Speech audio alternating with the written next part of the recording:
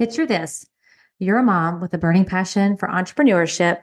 You're dreaming of building a thriving business while simultaneously nurturing your family.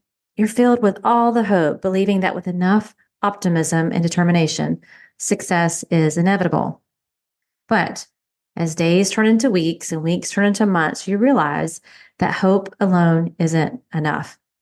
In today's episode, we are going to dive into the realities of mompreneurship, and we're going to uncover some practical strategies to move beyond hope and take decisive action towards your goals. Friends, hope is not a strategy.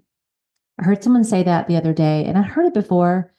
When I heard her say that, I thought, ooh, I need to touch on this. So if that's you and you're ready to move beyond hoping and into decisive action, this episode is for you.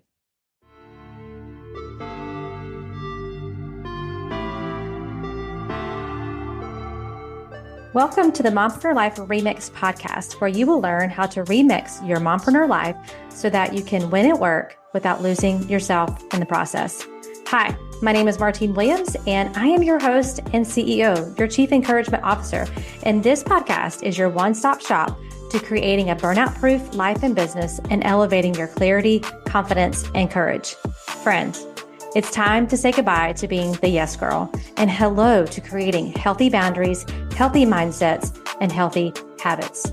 Your next breakthrough starts here. This is the Mompreneur Life Remix podcast. Let's do this. So, hope alone is not a viable strategy for mompreneurship. It's not a viable strategy just for life in general. And while hope is essential for motivation, relying solely on it can hinder your success. So we're going to explore today why that is and discuss some practical strategies for navigating this entrepreneurial journey.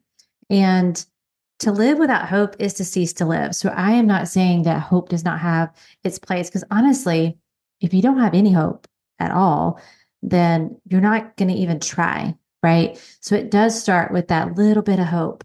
And maybe you have big hope, but little strategy.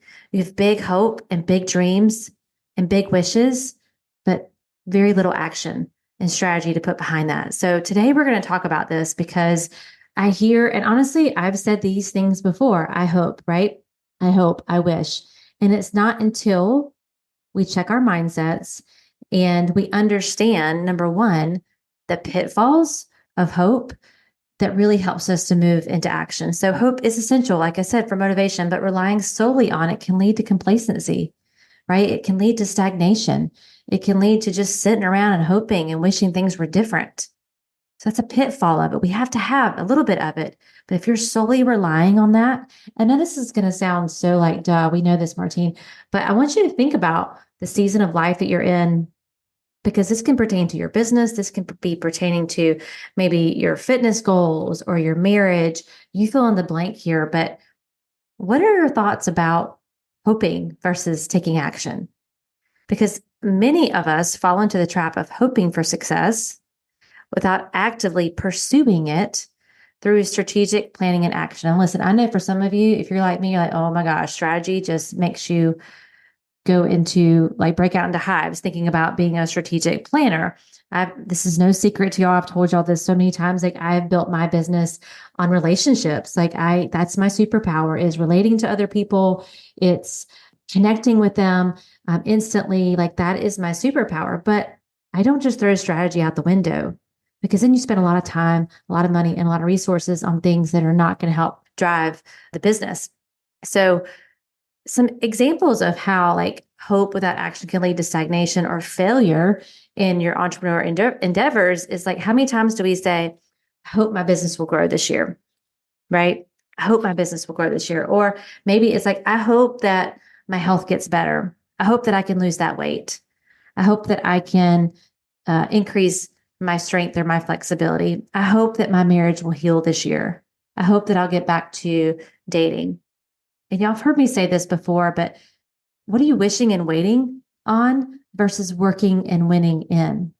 And I have to ask myself these same questions. So when I, give you these questions or give you these thoughts, I just want you to know, I've done the work on myself on these things too. And I continue to do this work because imposter syndrome is a real thing that mompreneurs struggle with, either from the mom side or even from the entrepreneurial side. I was just having a client today. We were talking through that, and she was just like, "I just have a hard time seeing myself as a CEO." And so that's where we have to start.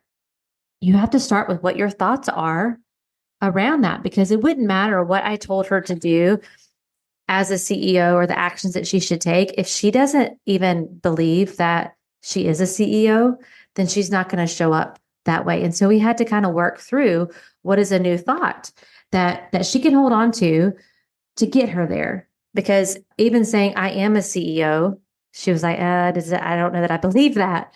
And she owns 3 businesses. This is what's really interesting on how the brain works.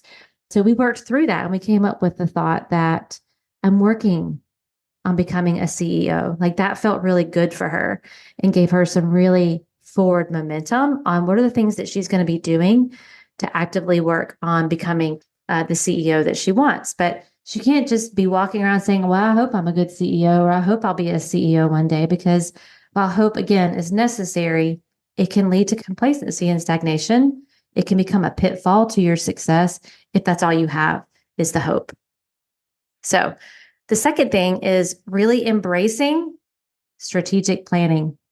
Dun, dun, dun, dun. I know, again, those words may feel very heavy. For those of you that are like me, that are relationship people, and our strengths don't necessarily lie in strategic planning, but let's just simplify it a little bit, right? Like effective planning really is crucial for you as a mompreneur to harmonize your role as a mom and as an entrepreneur. So it's really as simple as setting those SMART goals. And I know this is not the first time you've heard this, but sometimes we just have to hear something and kind of go back to the basics when we get in this complacent, stagnant situation. So SMART goals, they're specific. Like, what specifically do you want to accomplish? How are you going to measure that? I was talking about that today with a client too. Like, okay, we're going to be tracking and measuring what's working, what's not working, and what we need to do different next time. And the only way to measure it is to really be tracking it. So what's a measurable, not I just want to lose weight, or I hope I'll lose weight. I want to lose X amount of pounds, right?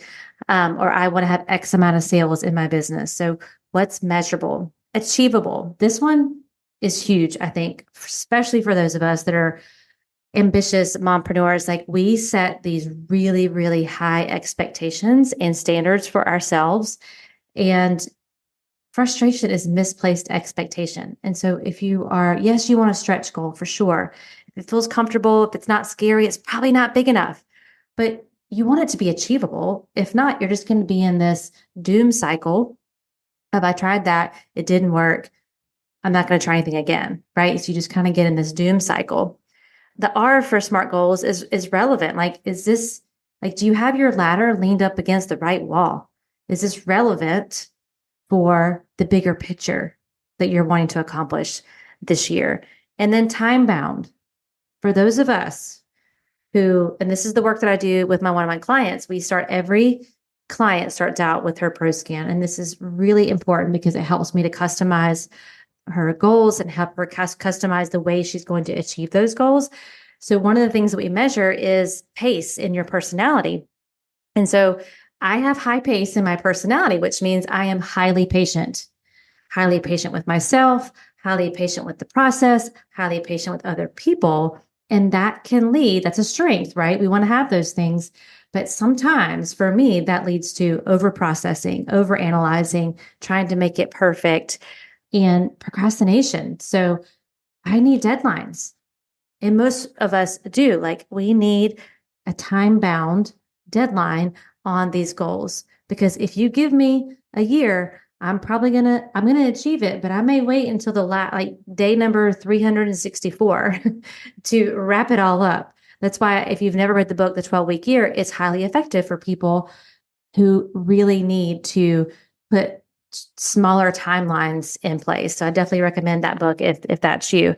But also, like, let's create some realistic business plans that aligns with your family and with your personal priorities. This is a big issue in entrepreneurship that I see that I have also had to work through is really creating what are those important priorities. When you think about embracing strategic planning, let's make it simple. What are the most important priorities for your family over the next 90 days? Like this is called calendar blocking. And this has been around for a long time. So this is not like something that I've thought of, but this is something that when I feel out of control or I feel like I'm just in reactive mode versus responsive mode and proactive mode, I come back to, am I calendar blocking? Like, what's the most important thing for my family? Because I'm a family first business. I'm a family first entrepreneur. And I want to make sure I got into this business to have the flexibility to do and be with my family when I want to be with them. So what are those most important dates over the next 90 days? Go ahead and plug those in, schedule those in. I used to use a pink highlighter for this and, or red, which was for the heart, right? Love. These are like, this is why I'm doing the things that I'm doing. Go ahead and block those out. And then what are those business priorities, revenue generating activities that need to be scheduled in? I mean, even the ones you don't like to do. And we all have them. We all have those things in our business that we don't like to do. Maybe this is related to your health and fitness goals. Maybe meal prep is, and I feel you. I feel you on this, and I'm doing better with it because I do have some very specific goals that I'm working towards right now on my own health goals. But go ahead and schedule that in. Things that get scheduled get done, period. So go through your family priorities first, then go through your business priorities. What are those revenue generating activities? And here's the thing, make sure you're making yourself a priority too. And if you're new here, you know that's a big piece of my mission is helping women to make themselves a priority without feeling guilty. And usually as a mompreneur, we're pouring out and pouring out and pouring out, and we're not doing enough of pouring in. So that's simple strategic planning. Yes, there's more layers that we can add on to that. But if you are just in that stagnant place, start there. Another strategy for creating progress and operating not just on hope is to cultivate resilience and adaptability. And I feel like the last 3 years, 4 years, we have all really had to work through this because entrepreneurship overall is inherently unpredictable, right? And it requires resilience in the face of challenges. And I thought about this today, what resiliency really is, like how I would define it. And I would define resiliency as not about bouncing back, but growing through the challenging times. You're not bouncing back. You're actually growing through. The only way forward is through, right? To get to the other side, you have to go through. We're not going to be going around. And so resiliency and building resiliency is being able to adapt and being able to go through these challenging times that we've all been through. We've seen businesses flipped upside down. We've seen markets change. We've seen social media change. I mean, on the day of this recording, Facebook, Instagram went out completely, right? And so we have to adapt to that. And we have to be resilient and not just throw in the towel and say, well, there it goes. I'm never going to be on social again. But side note, that's a reason why you should own your own platform, which is your email list. And we could talk about that on another episode. But what are some strategies that you can have to manage when setbacks come? Because it's not if they're coming, they're coming.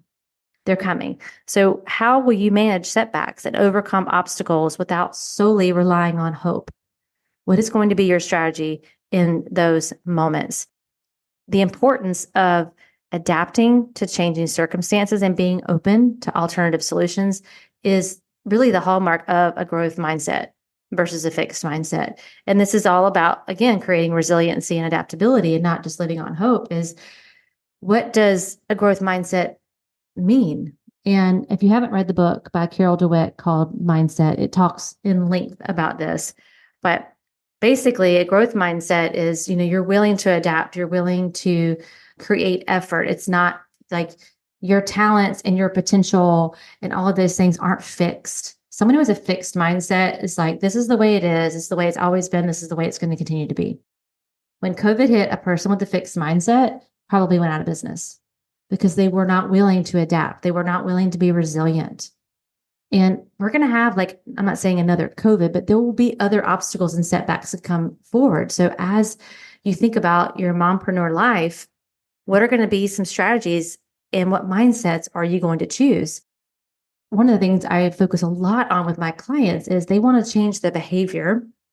And because that's like a tangible thing, right? To move our body in a different way or do a different business strategy or whatever. But if we don't change the mindset first and address the mindset and the thoughts that you're having, then it's not going to be, you're not going to sustain that because you're constantly having the mindset. Like, let's just take my client the other day or today, that I'm not a CEO. Well, if she's constantly thinking that, then when she's out there stepping outside of her comfort zone to build this business, in the back of her mind, she's thinking, who am I to do this? I'm not the expert. I don't have what it takes to do this, because her thought is, I'm not a CEO. So you have to address the thoughts first versus just trying to tackle the behavior. And so that goes back to the growth mindset. And the beautiful thing about this is you can change your mindset. You can absolutely rewire your brain, create new neural pathways. This is all science stuff, but you can change your thoughts. And sometimes it's just a decision to do it. It doesn't have to be a long, drawn out process. It's just deciding that I'm no longer going to see myself as someone who can't be a CEO, but I'm going to see myself and think to myself, I am working to be a great mompreneur. I'm working to be the CEO of these 3 businesses. And when you start like really proving to yourself that and listing out like all the reasons why you already are a CEO, and you fill in the blank on whatever thing you're struggling with, like you're like, wow, okay, yeah, I don't know why I'm telling myself that. But this is the work that most people don't do. They just try to change the behavior first. And you really do have to go back and think about, am I cultivating resiliency? Am I cultivating adaptability? Am I cultivating the right mindset that is going to help me to grow in my confidence and grow in my courage? Hey, friend, can I give you permission today? Like, for real, your own permission slip. Permission to get clear, to cut out the noise. Mostly the noise that is going on around in your own mind, in your own head. It's just swirling. And you're asking yourself questions like, why am I stuck? Why am I frustrated? Why am I not making progress on my goals? I want to invite you to a free clarity call with me where we're going to dive in and we're going to identify what are the 3 main issues that are keeping you stuck. Number 2, what are the mindsets around those issues that are actually keeping you from solving for those issues? It's not our skill sets, it's our mindsets that keep us stuck and hold us back. And then number 3, identifying what are your next steps. We all have a next step, and we have 100% responsibility for those next steps. Your only next step right now is to go to the show notes and book your free clarity call so that we can work through this. I'm believing in you, and I cannot wait to see you on our clarity call. So the next one is seeking support and building networks. So we're not just hoping that my business is going to grow. We're going to actually seek support and we're going to build networks. So we face unique challenges. I always like to say that we are a rare breed, right? Entrepreneurs. We just really, really are. And we do face unique challenges, especially as mompreneurs, because we're not just trying to grow a business. We're also trying to take care of the kids. And, we're the nurse, we're the chef, we're the maid, we're all these things. And we're in entrepreneurship. So we do face unique challenges that can be alleviated and supported through community. This is why community is so important, and why tuning into a podcast like this, or if it's not this one, go find one that you feel very well supported. But who's in your boat? Are they rowing with you in the boat, or are they in the back, like punching holes in the boat, and you're rowing as fast as you can, hard as you can? They've got holes going in your boat and it's just sinking. Sitting with the winners versus the whiners, the conversation is different. I promise you. So if you're a growth mindseted person and you're going through a challenge and you have someone in your boat who's a fixed mindset, they're going to sink your ship. So be really, really selective, but also seek out the support. There are groups for everything under the sun. but you can't sit back and hope that someone will come along and save me. Someone's going to come along and support me. Seek it out. And you know what? If there's not a group out there, create your own. Create your own community and invite people into it. Because I guarantee you, if it's something you're struggling with, someone else is too. And you can just simply invite them in. There are so many benefits to networking with other mompreneurs. I don't believe in competition. I believe in collaboration. There's room at the table for everyone. So how can you, by seeking support, but also building your network, who do you know? Who do they know? Are you getting in front of new people? Are you telling them what you do and making offers to help them? Those are the three simple things around sales and growing your business. But are you seeking that out and building that network? Maybe it's around your health goals. Again, are you seeking out support from people that are equally invested in growing their health and wellness? I think we sometimes think, well, we're going to change other people's behavior instead of just getting around people who we see have been there, done that, and we want to follow what they're doing. I was listening to a video right before I got on here from Dan Martell. He has a book called Buy Back Your Time, and he was talking about this, how one of his friends was talking about his trainer, and he's looking at the workout that Dan's doing, and then he's like, "Man, I don't work out nearly as hard as you." And he was like, "Well, let me see, who's your trainer? What does he look like?" And he's like, "Well, he's good. He's kind of fit or whatever."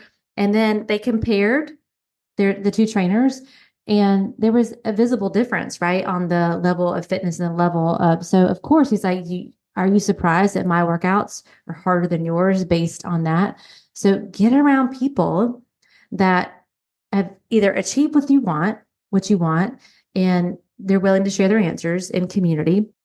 Get around people who might know someone to connect you with. Yesterday, I made a really great connection from two men in business that I just woke up yesterday morning and I thought, wow, these two should really be connected. I know they don't know each other because one's in Nashville and one is here. And I connected with them, and we're all really just one connection away, or could be one connection away from a completely different business, completely different lifestyle. So don't be afraid to get out there and build your network.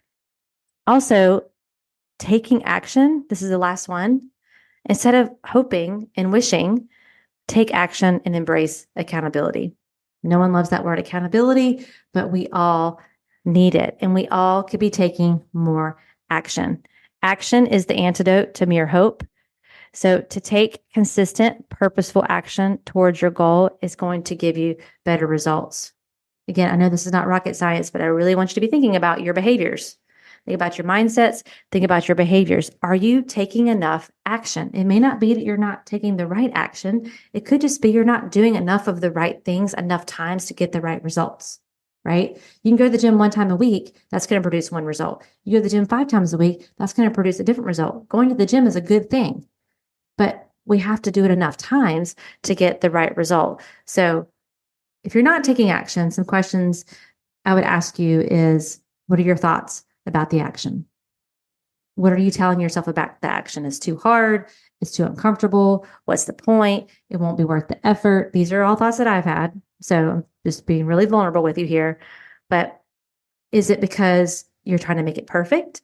You don't have the perfect outline for that workshop that you want to hold. You don't have the perfect website to start talking about your business. You don't have the perfect workout, you fill in the blank there. But we have to be a person of action, because action is the antidote to mere hope. Accountability, such as accountability partners, maybe a mastermind group, hiring a coach. I know a pretty good one that could really help you create meaningful progress and help you to break through burnout and increase your clarity, confidence, and courage. But maybe this is what's going to help you take action. And I had a client say to me one time, this was on a clarity call, and she's like, I'm a grown woman. Like, why can't I just pick myself up by my bootstraps and get this done? And I think that's the mentality that keeps you from making progress, because you're shaming yourself. You're shooting yourself, right? Instead of taking action, getting some accountability, hiring a coach, and let them help you. Let them support you. Let them call out your blind spots. Let them, give you the tools that you need, the changes in mindset you need to take the appropriate action. So the importance of accountability to yourself also. So this is where reasons equal results. Like, how are you holding yourself accountable? And the way you can do that, and really from a strong place, is to know why you're doing it. Have a really compelling reason will give you really impactful results. Set those healthy expectations of yourself. Don't expect too much for the season that you're in. So if you're a mom of littles right now, it's a season, right? It's a hard season. I remember working my business in the nooks and crannies of time. I remember working out in the nooks and crannies of time. I remember having to let go of some things for a season. So give yourself grace in the process. Set healthy, realistic expectations and put the blinders up. You cannot compare your day 1 to someone's day 100. You just can't on anything. Marriage, business, finances, health and wellness. You cannot compare your day 1 to day 100. And that's what happens. And that's the downfall sometimes to social media is we see the highlight reel and we don't see all the behind the scenes work that people are doing, the fails, the things that didn't work, the mindsets they've had to work through. So keep that in mind. So hope is undoubtedly important for mompreneurs, right? It's essential for life. It cannot be our sole strategy for success. So by embracing some of these things like strategic planning, cultivating resilience, seeking support, taking action, you can navigate the complexities of momprenneurship and you can do it more effectively. So remember that success often requires more than just hope. It requires dedication. It requires perseverance, that growth mindset, and a proactive approach to turning your dreams into reality. It's not about being reactive. It's about being proactive. So here's your call to action. What one strategy did we discuss today that you need to start implementing on? What is it? Is it creating a smart business plan and business goals? Is it reaching out to fellow mompreneurs for support? Is it seeking accountability through a mentorship program or coaching? Take action now to transform your aspirations, your hopes. I hope this, I hope that, into achievements. And just remember, success is within your reach when you combine hope with strategic planning and decisive action. So I really want to encourage you that if you've been trying to do some of these things on your own, if you could have done it alone, you would have done it. You would have already done this work. And I say that all the time because I've been that person who's tried to do these things on my own. And it wasn't until I had, again, that support from a community, honestly, hiring a coach who could really look at my junk, look at my mindsets, look at my behaviors, look at my systems, look at my strategy through an outside lens, someone who's been there, done that, and I want what they have. That's just really, really helpful. I can't talk enough about the power of coaching, the power of mentorship. And so I've said this before, but you know I offer a free clarity call. Maybe this is the first time you're listening to the podcast. And if it is, welcome, newbie. I'm so glad you're here. But I offer free clarity calls. It's 1 hour, you and I together, and we're going to figure out like where are you right now? Where are you feeling stuck? What are the thoughts and the mindsets that you have that are actually keeping you? Remember, it's the mindset, not the skill sets, that's keeping you from solving for some of those problems, those stuck stories that you have. And then what are some next steps that you need to take? So that's 1 hour, you and I together. Encourage you to do that. You can go to the link in the show notes and sign up for that free clarity call. You can send me a DM if you'd like on Instagram if you have any questions about that at Martine31Williams. But until next time, friends, I am believing in you always. Well, that's a wrap, friends. Thank you for tuning in to today's episode. I really hope it met you right where you are and gave you some encouragement for your day. Could you do me the biggest favor and leave me a rating and review?